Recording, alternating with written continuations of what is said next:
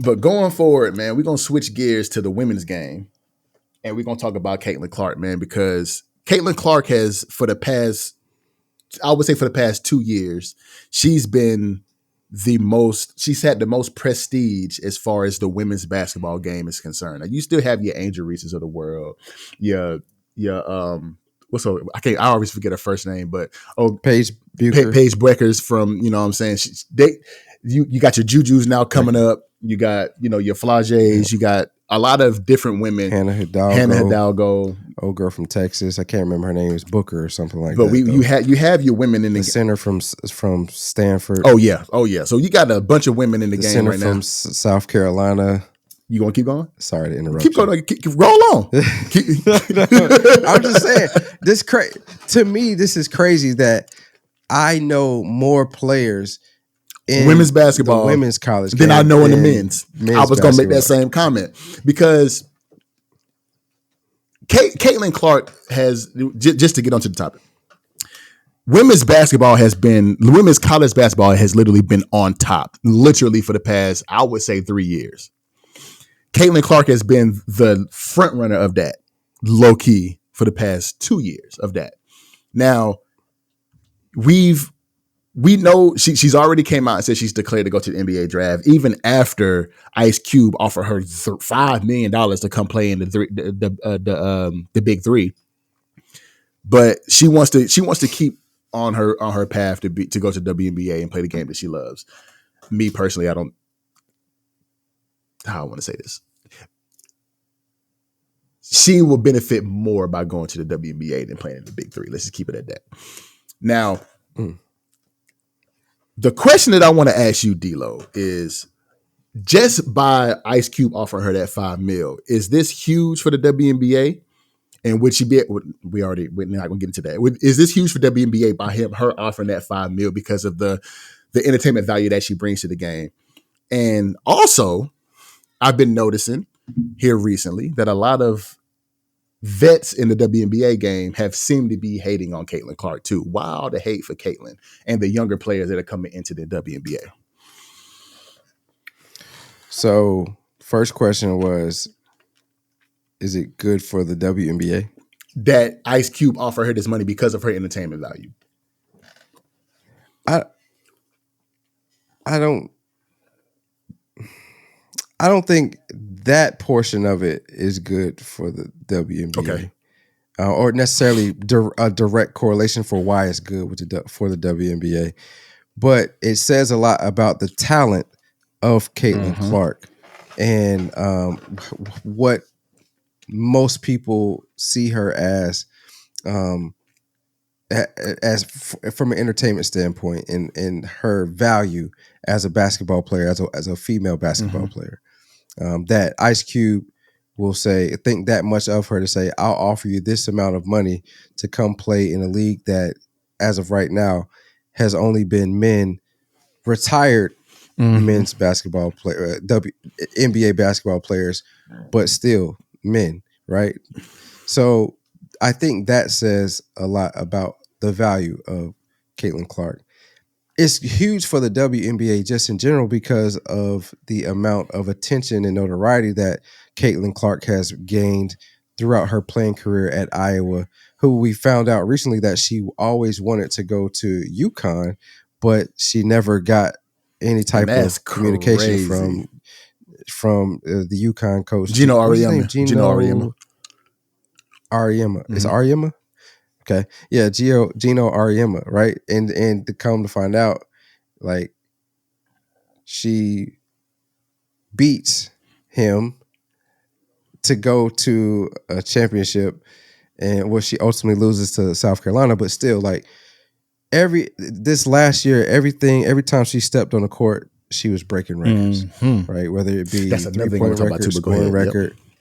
Yep. 3-point record, scoring record, whatever. So I say all that to say is, I don't think Ice Cube offering her $5 million is a direct correlation of why it's huge for the WNBA. I just think the generational talent that is Caitlyn Clark is huge for the WNBA, and everybody else that's coming into the league with her in this class is going to be huge for the WNBA. As far as the hate, we know when you're on top, people going to hate. Like, you know what I mean? When you're doing things of some type of notoriety, when you're doing things that are garnering you the type of respect that she's been getting across the board, men, women, black, white, whatever the case may be, when all eyes are on you, people are gonna hate. If you ain't got haters, you ain't popping. Is the famous phrase, right? And so that's all it is. Like the individuals that are hating were great players when they were playing or as they are playing, but now it seems like Caitlyn is taken away from that, and they don't like it. But in all honesty, they should be happy because as she comes into the league, the ones that are retired, they're not going to really benefit from it. But the ones that are currently there, as she comes into the league, hopefully that ups the value of the WNBA, which only ups the value of their contracts. So, you know, a ripple effect, they benefit from her. And again, this class, because the class that she's a part of is an amazing class. Agreed. So with this class coming in, it kind of changes the current trajectory of what the WNBA is, and increases the contracts of everybody, which is beneficial for everybody in the WNBA. I agree, man, because we talked about it earlier in the week, man. The Indiana Fever, who have the number 1 pick and are probably going to pick Caitlyn Clark, they have doubled their ticket prices in anticipation of picking Caitlyn Clark, because they know that she's going to bring in so much notoriety or so much attention to that basketball team. Like the biggest thing that she brings to the game of the WNBA is entertainment value, and that's the biggest thing that they need to be more marketable, is to make the game entertaining. That's what everybody says about the WNBA, is that it's not fun to watch, but Caitlyn is, Angel is, you know, Paige Bueckers is, you know what I'm saying? Like all of these, I think Paige is going, she got to go back to school. I think she was a junior, if I'm not mistaken, but I'm at the fact. No. Paige is going in? I believe so. But that's what these girls bring, is entertainment value, emotion to the game. They are emotional. They have some moxie about them. They're fun to watch. And that's what the WNBA is missing, is that entertainment value. While I talked about this before, went to a game, you know, the Seattle Storm, had a great time at the game, but it was more so about the crowd engagement and the environment while you're there, rather it was the actual game itself. So if something is fun to watch, you're going to bring in more views, and which in turn is going to make more revenue, which in turn means that you're going to make more money. So what you find? So she actually can enter the draft, but she announced that she was going back to school in February that she's going back to school because she's a red shirt. Oh, so she's 4 years removed. Yeah. Got you. So that's Paige Bueckers. Yeah, that is. It's Bueckers or Bueckers? It's Bueckers. Paige Bueckers.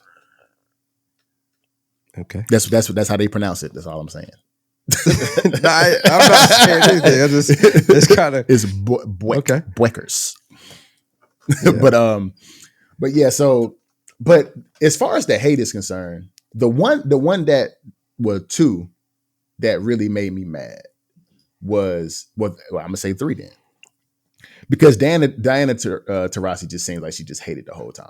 Like which I can understand where she's coming from, where she was saying, "Oh, you going crazy against 18-year-olds, but it's going to be a little bit different in the league." I get that. Okay, whatever. But just it's not about what you say; it's how you say it to me.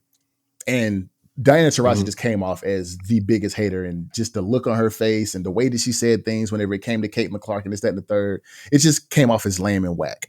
The second one was Cheryl Swoops when she went on Gil's Arena and was talking about Caitlyn Clark breaking the record. She just sounded stupid. Did you hear that? Did you hear what she said? Basically saying that she didn't beat it in the same amount of time, and she took more shots, and there's a 3-point line, and her breaking the record is not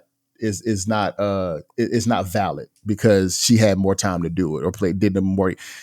it's just dumb. That means you got to take LeBron James's record away too, right?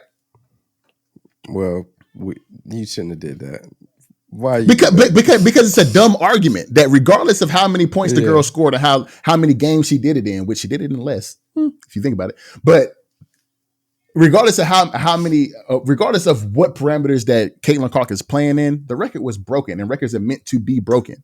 So it don't matter how long it take and how many points, how the way you did it, you did it. So give the girl her props. Don't try to downplay the record that she broke because you feel some type of way about it. Opinions, your opinion, cool, but everybody has one. They're like what they say. They're like assholes, right? Everybody got an opinion, and most of the time they stink. So that was dumb. And then even the lady Lynette Woodard came out. The lady that from the AIAW league, Lynette Woodard, the one that she really beat the record. She did it. She came out and said this was kind of the same thing Cheryl Swoop said about she not having the 3-point line. And the way I'm like, bro, like y'all are really just hating on this girl. Just let her be great. Like she's doing something and bringing more attention to a game that doesn't have much attention at all.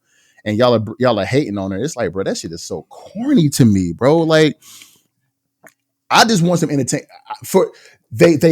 They ask about revenue share and getting paid more, and some of them even ask the NBA players to sacrifice their salaries to give more money to the WNBA, which is crazy because the NBA subsidizes y'all league. But we're not gonna get into that. But if y'all really want to make more money, this class that's coming in with Caitlyn Clark and Angel Reese, the ones that are entertaining, is going to bring more revenue to your game, which is going to in turn make y'all more money. Y'all won't be 12 million in debt every single year because y'all going to have more revenue.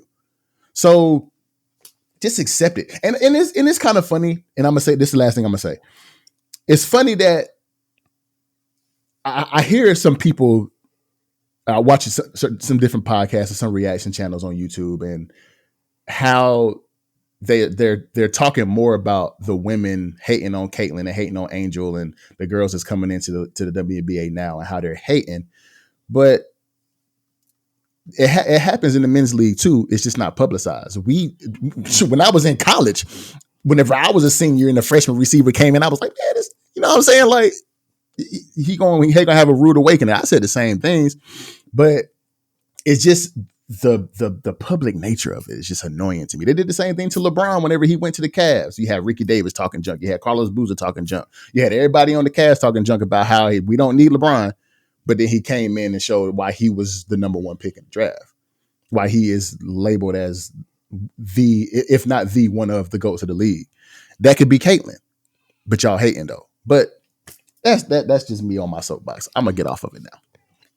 No, all good. Heavy is the head that wears the crown, though. So we know that, you know, she has a lot of expectations placed upon her right now. Will she live up to them? It remains to be seen. We all think she will do fairly well in the WNBA. You know, there are some analysts, there are some coaches that say she has a couple things that she needs to work on, like her pull-up mid-range shot. But we know she has range out the wazoo. You know, she can hang with the Sabrina Ionescu's, the Steph Currys of the world when it comes to range. She can dribble. She can pass. She can pass, all that. So yeah, I'm glad you. I think her game translates. Say thank you about the dribbling. I appreciate it. Yeah. So you know, her game translates very well, I believe, to the WNBA. Mm-hmm. Is it going to be different? Absolutely. Kelsey Plum, who was a beast in college, she doesn't have. She's up there with the scoring records, I believe. She's number 2 now. She's number 2. Kelsey Plum, she broke Kelsey Plum's record. So it says in a 17. I have it on my screen actually. In a 17-day span from February 5th to March 3rd, Caitlyn Clark broke Kelsey Plum's record to become the all-time women's NCAA Division I leading scorer. Also passed AIAW legend Lynette Woodard for the major college scoring record. So Kelsey Plum is now number 2. Kelsey Plum had the record before Caitlyn broke it. Okay. There you go. So Kelsey Plum talked about, I forgot what podcast she was on, but she said how she was doing all this in college, scoring 30 points a game, so on and so forth. And then when she got to the WNBA, while to the outside world, she was doing very well. Yeah, I forgot what she was scoring her first year in the WNBA, but she said she was getting her ass busted night in, night out in the WNBA, and it was way different than what it was in the in college. So that's to be expected, right? Like, if she's gonna go through her growing pains, she's not obviously not gonna be as productive as she was these last 2 years at Iowa. But once she hits her stride, if she continues to work how we've seen her work with all the stuff that she's put on social media, or the sayings of, or not sayings, but the belief that she had, the work that she's put in the off season, she continues to do that. I feel like she's going to be great. A comparison to LeBron, I don't know, because LeBron had high expectations and he's Super high. met or exceeded those For sure. expectations. Never put that on anybody, right? Like, True. she'll be good, but will she meet those expectations? That remains to be seen.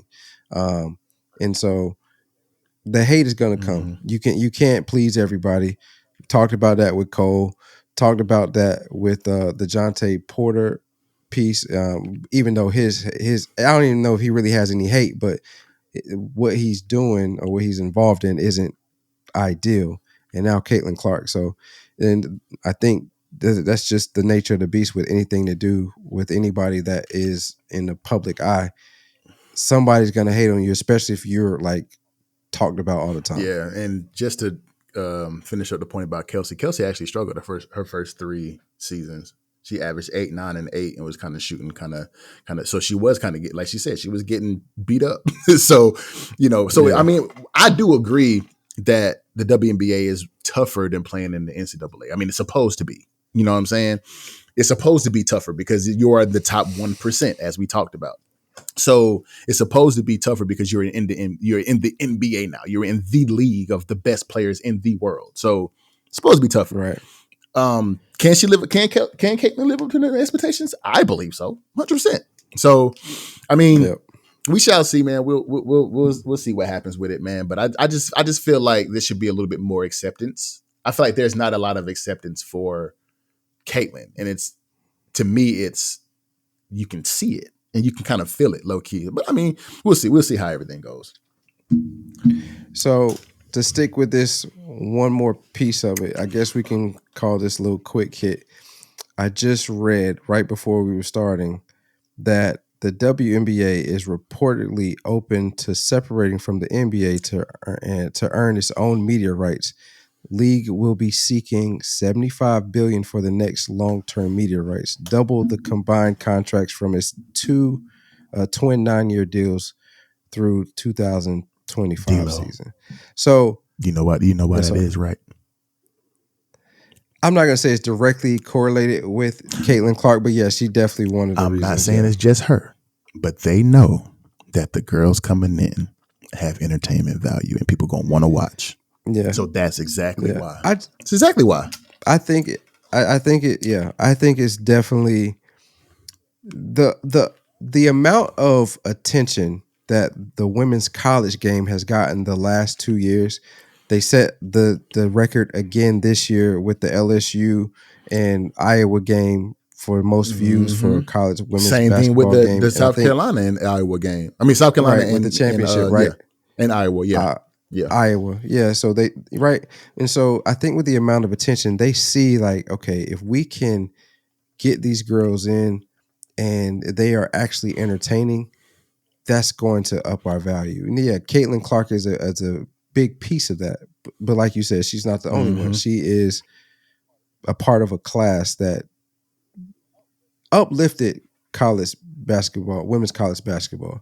And so they continue to do what they have been doing. Naturally, they're going to uplift the WNBA along with those stars that are there now. The Sabrina Ionescu's, the Asia Wilson's. Asia Wilson's name? Kelsey Plum, Brianna Stewart. Her name is Asia. It's Wilson. Yeah, Asia Wilson. Yeah. Yes, Asia Wilson, yes. Kelsey Plum, Brianna Stewart. Right. You those players. Yeah. Heck yeah. All of them. So yeah. I mean, we'll I don't know if they get it. I don't know if they get $75 billion. I don't think they need to do that though, D-Lo. That's why not? I think it's a good goal to stand on 100%. I think it's a good idea. I think they need to show revenue first before they separate. Well, if they get this TV deal, that would be them showing revenue, because if you get $75 billion, Which they won't. and it's double what you got, with your last 2 media rights contracts.